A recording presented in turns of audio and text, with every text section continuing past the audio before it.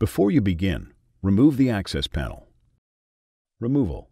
Detach the fan connector from the motherboard. Remove the 3 Phillips No. 2 screws that secure the fan to the rear of the PC.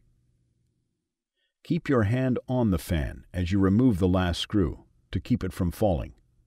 Then pull the fan out of the PC.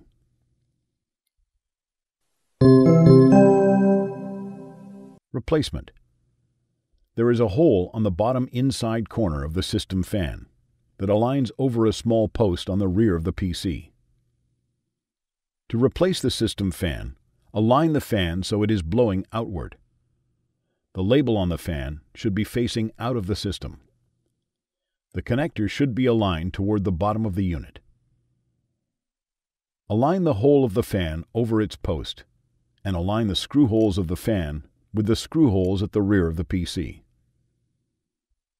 Secure the fan to the rear of the PC with its 3 Phillips No. 2 screws. Reattach the fan connector to the motherboard.